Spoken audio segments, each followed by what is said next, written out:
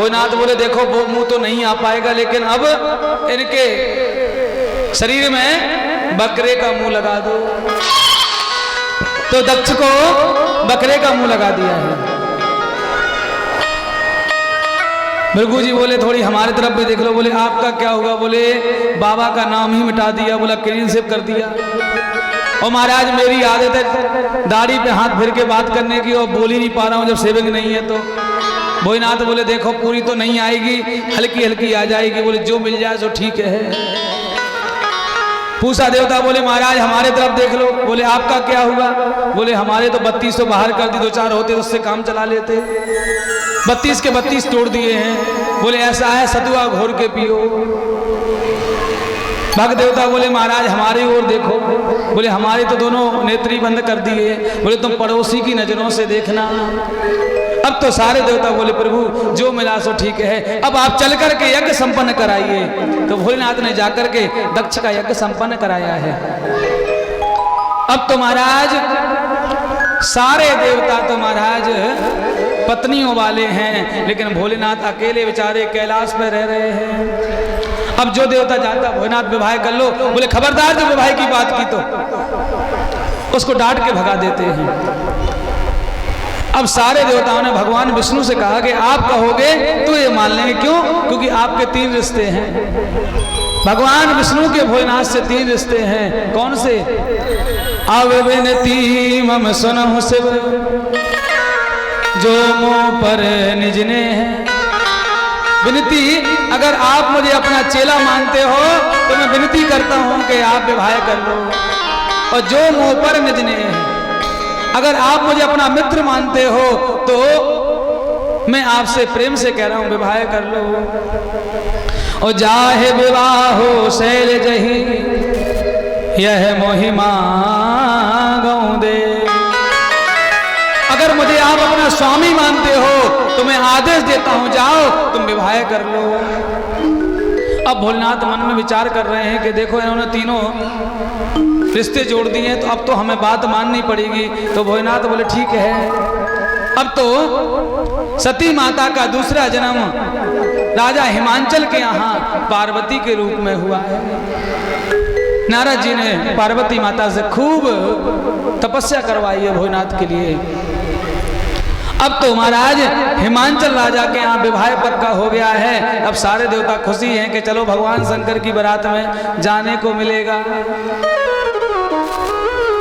अब तो विवाह की तिथि नजदीक आई तो देवता आ गए। बोले महाराज हम आपका श्रृंगार करेंगे। भोलेनाथ बोले हम तो श्रृंगार करते ही नहीं है। बोले दूल्हा बनोगे तो श्रृंगार करना पड़ेगा। भोलेनाथ बोले हमारा श्रृंगार अपने प्रकार का है। देवता बोले महाराज तुम्हें कोट पैंट पहनने पड़ेंगे और थोड़ा सेहरा लगाना पड़ेगा। बोले हम नहीं लगाएंगे। बोले क्या करोगे? बोले अभी करते हैं। तो आज भोलेनाथ ने स्नान करके एक गढ़ से कहा जाओ, जा करके मणिकर्णिका घाट पे जलते हुए ताजे मुर्दे की भस्म लाओ। और भस्म लेके आए अपने ऊपर डाल दी। देवता बोले महाराज दूल्हा बनने जा रहे हो कि बाबा बनने जा रहे हो वहां? बोले हम तो ऐसे ही तैयार होंगे। बोले तुम्हारा विवाह नहीं होगा, 20 सी लौटाओगे तुम। भोलेनाथ बोले देखो हम तो ऐसे तैयार होंगे। बोले महाराज सूट वूट पहनोगे? बोले सूट नहीं पहनेंगे। भोलेनाथ ने मृगशाला लगा ली है। बोले महाराज कुछ ना करो तो कम से कम सेहरा तो बांध लेना। बोले मेरे पास सेहरा है पहले से। बोले कौन? एक काले नाग को लिया गले में लपेटा, एक हाथ मारा तो ऐसा हो गया। बोले ये हमारा सेहरा है। अब तो देवता भागे भागे भगवान विष्णु के पास गए। बोले महाराज देवता कम वहां दूल्हा कम, भूत ज्यादा बन रहे हैं और हमें लग रहा है कि बारात लौट करके आएगी। भगवान बोले तुम जाके कह दो कि हम तुम्हारी बारात में नहीं जाएंगे। अकेले जाओगे क्या? बोले भोलेनाथ हम तुम्हारी बारात में नहीं जाएंगे, तुम्हारा श्रृंगार कौन करेगा? बोले हमारे पास बहुत श्रृंगारी है। तो भोलेनाथ ने अपने श्रृंगारियों को बुलाया है और गोस्वामी जी महाराज कहते हैं सबहि संभोगन करहि श्रृंगारा, सबहि संभोगन करहि श्रृंगारा, सबहि संभोगन करहि श्रृंगारा,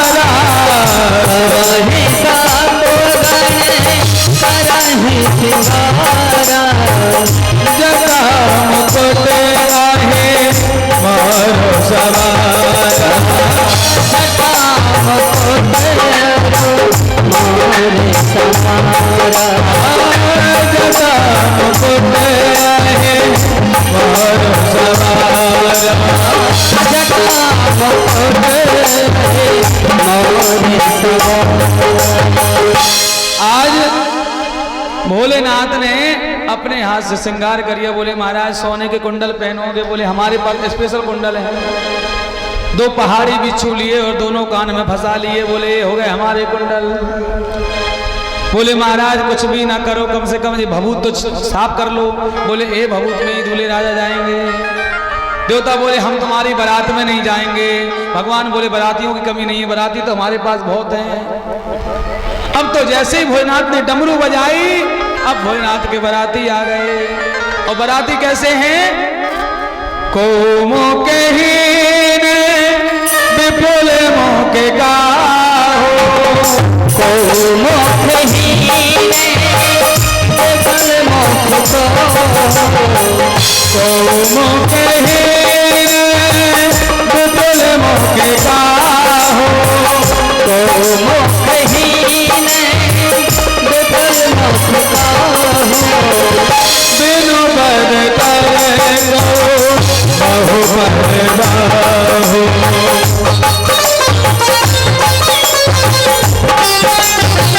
आहो बिनु बर कर बहु बर बाहो। महाराज को मुखहीन विपुल मुख का हो, किसी को तो 1 मुख, किसी को 4-4 मुख हैं। अब तो देवताओं ने जैसी बाराती देखे, डाकनी साकनी भूत पिशाचनी, देवता भागे भागे भगवान के पास गए। बोले महाराज अब तो बारात हो भी रही हो, सो नहीं होगी। बोले क्यों?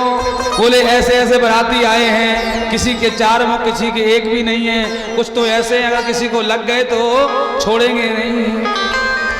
भगवान बोले सुनो, अगर अच्छाई चाहो तो इनकी बारात से आगे निकल जाना, और इनकी बारात के अगर संग में गए तो उनको कुछ नहीं मिलेगा खाने को और तुम्हें और नहीं मिलेगा। अब तो देवता लोग आगे निकल गए। भोलेनाथ समझ गए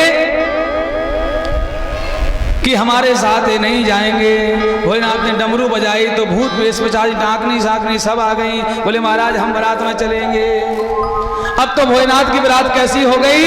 जैसे दूल्हा वैसे ही बाराती, जैसे दूल्हा तस बनी बराता, जैसे दूल्हा तस बनी बराता, जैसे दूल्हा तस बनी बराता, जैसे दूल्हा तस बनी बराता, कौतुक देवे दे होई मग गाता, कौतुक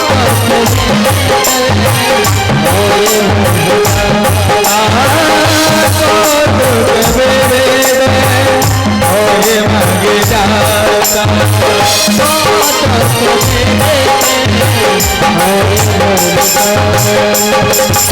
ऐसे ऐसे कौतुक हो रहे हैं कि देवता कहते हैं वाह क्या बारात आ रही है, देखो तो भैया।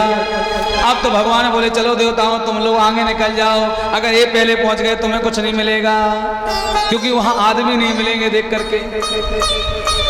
अब भैया राजा के यहाँ की व्यवस्था है, तो जब राजा के यहाँ विवाह होता है तो छोटे मोटे सेवक तो अपने आप आ जाते सेवा करने के लिए।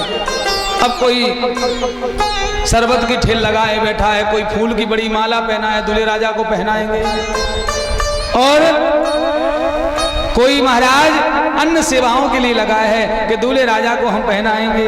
अब भोलेनाथ की बारात आई, चल दी। इतने में एक भूत भागा भागा आ रहा था, और अब भूत प्रेत तो हवा वाले होते हैं, तो एक छत पर टाई सूख रही थी। शंकर जी के ब्याहों में भूत लगाए टाई, मारुति न आई।